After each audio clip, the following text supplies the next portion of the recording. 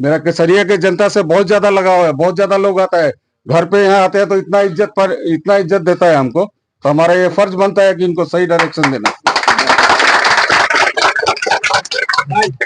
अभी महेश्वर बाबू 2 साल से एमएलसी है, ठीक है। बिल्कुल। उससे पहले भी आगलगी में, दुख में, कोरोना में, सब चीज में आते जाते रहे हैं। अपना पैसा हम लोग का फाउंडेशन से खर्च होता है। गठबंधन की सरकार चाहिए, यहाँ वरुण विजय को विधायक बनाइए केसरिया में, डोर टू डोर काम होगा। जैसे आज डॉक्टर साहब द्वार पर घूम घूम के सभी को देख रहे हैं, उनका दवा दे रहे हैं, जो भी काम हो रहा है वैसा ही काम, जो विकास चाहिए वरुण विजय द्वार द्वार पर आके लोग से काम कर मांगेंगे और काम करके उनको दिखाएंगे।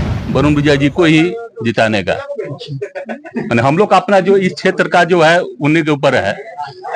आप लोग लगातार बने हुए हैं, खड़े हैं, गार्जियन हैं, उम्र दराज हैं, यहाँ की राजनीति को देख रहे हैं नजदीक से। क्या लगता है इस बार केसरिया में? तो वरुण विजय जी को ही वोट देंगे। अच्छा, क्या वरुण विजय में क्या अच्छा लगता है आपको? पहले से ही है। अच्छा, ओ एमएलसी है, उसके पहले से ही है। अच्छा, उनके पिता एक रोड के लिए हम लोग 5 बार नहीं आई है। एक रोड के लिए हम लोग 5 बार गए हैं। अच्छा, उनके दरवाजे पर। अच्छा, तो 5 आदमी 10 आदमी डेली जाते थे, तभी वो नहीं आई है एक बार। क्या है ये कोई तरीका? कंछेदवा उसका घर है, 3 कट्ठा जमीन नहीं है और केसरिया में आके मालिक बना हुआ है। उनका जो पीए है, जो यहाँ का शासन प्रशासन चला रहा है, वो यहाँ आके शासन प्रशासन चला रहा है। कंछेदवा घर है उसका, उससे क्यों नहीं पूछते कि यहाँ के राज क्यों कर रहा है, यहाँ के लोगों पर केस क्यों करा रहा है, धमका क्यों रहा है, धमकी क्यों दे रहा है लोगों को? बताइए, धमकाने से वोट बनता है कि? हम पूर्वी चंपारण मोतिहारी के केसरिया विधानसभा में है और केसरिया विधानसभा सीट हॉट सीट बन गया है। और आपको बता दें कि यहाँ से वीआईपी के प्रत्याशी, महागठबंधन के प्रत्याशी वरुण विजय जी चुनाव मैदान में हैं और लगातार वो प्रचार प्रसार कर रहे हैं। इसी बीच आज जिले के सुप्रसिद्ध चिकित्सक और जिले के सबसे बड़े डॉक्टर, हड्डी रोग विशेषज्ञ और प्रत्याशी वरुण विजय जी के भाई हमारे साथ डॉक्टर तरुण विजय जी हैं।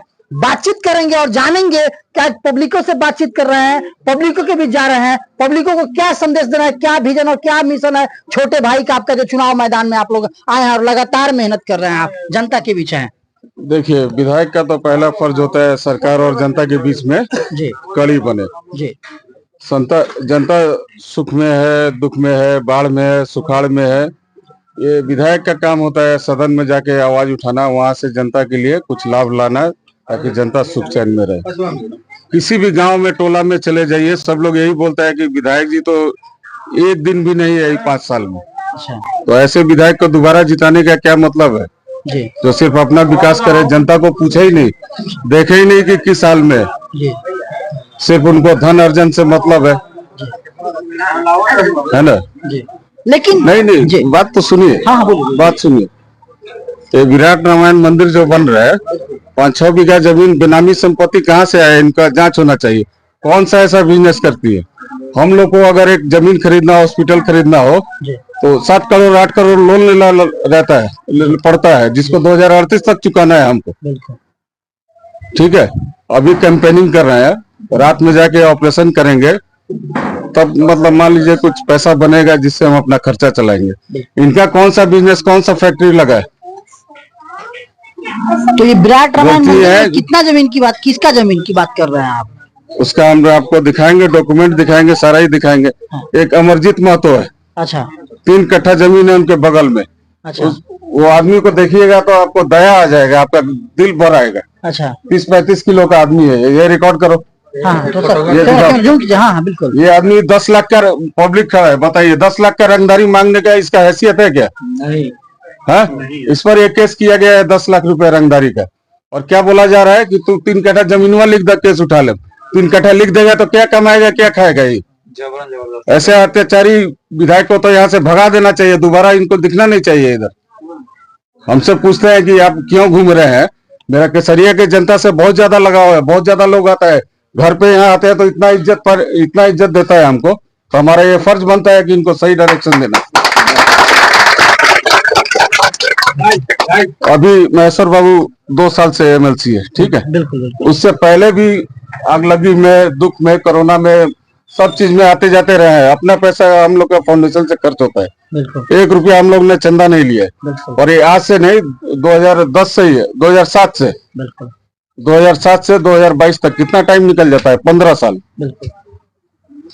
15 साल लगातार लगे रहने के बाद अब जनता की बारी है कि उनके काम को इवेल्युएट करे, उनका मेहनताना दे। ठीक है, बिल्कुल। और जो आप बोल रहे हैं कि वरुण को टिकट क्यों मिला, वरुण एमएलसी का लड़का इसलिए नहीं मिला है। हाँ। 4 साल से मुकेश सहनी के पार्टी के साथ जुड़ा हुआ है, कभी वाल्मीकि नगर में, कभी कटिहार में, कभी पटना, कभी दरभंगा, घर से ज्यादा तो इसी में रह रहा है। तो इससे प्रभावित होकर मुकेश सहनी जी, तेजस्वी जी, राहुल गांधी जी, आईपी गुप्ता सब लोग डिसाइड किया कि हाँ इसको मतलब देखना चाहिए, पार्टी के लिए क्या समर्पित कार्य करता है। बिल्कुल। पार्टी के लिए दरी बिछाता है, पोस्टर लगाता है, कुर्सी लगाता है, मीटिंग अरेंज करता है, रैली में लोगों को ले जाता है। हम पॉलिटिकल आदमी नहीं है, लेकिन जेन्युइन बात बता रहे हैं। आप घूम के आप पूछिए ना क्या है, आप पूछिए, किसी से पूछिए 5 साल में आई है क्या कभी। इनका जो पीए है, सबको, पत्रकार को, इसी को धमकी दी है, ये धीरज को धमकी दी है।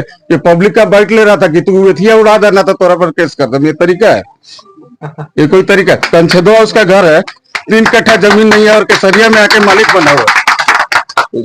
उनका जो पीए है, जो यहाँ का शासन प्रशासन चला रहा है, वो यहाँ आके शासन प्रशासन चला रहा है। कंछेदवा घर है उसका, उससे क्यों नहीं पूछते कि यहाँ के राज क्यों कर रहा है, यहाँ के लोगों पर केस क्यों करा रहा है, धमका क्यों रहा है, धमकी क्यों दे रहा है लोगों को? बताइए। धमकाने से वोट बनता है कि बिगड़ता है? उसको इतना दिमाग नहीं है। पॉलिटिक्स तो अलग चीज है, इतना तो सेंस होना चाहिए। इतना सत्ता का घमंड ठीक नहीं है। एक बार ये लोग जीता है तो ये हाल है। किसी पर नोटिस भिजवा दे रहा है। निर्मला सहनी जो है, उनको नोटिस आया डीओ का, किस पे है, कौन भिजवाया है? माने ओबीसी तबका है तो क्या है, उसको नोटिस भिजवा दीजिएगा, नौकरी से निकलवा दीजिएगा। ये राजनीति की बात नहीं है। जनरल आप सोचिए ना क्या हाल, आप खुद घूम के देखिए ना क्या हाल है, जनरल जनता में क्या हाल है। हमको लगता है पूर्वी चंपारण में रिकॉर्ड वोट से वो हारने जा रही है।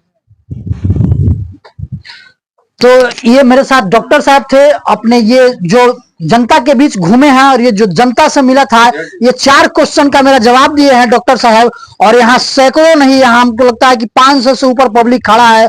और बातचीत हम देखेंगे, पूरे पब्लिक के सामने बोले हैं कि 5 साल में विधायक जी नहीं आती हैं, किसी गरीब को टॉर्चर करती हैं, जमीन लिखवाने के लिए उनको नोटिस भिजवाया जाता है।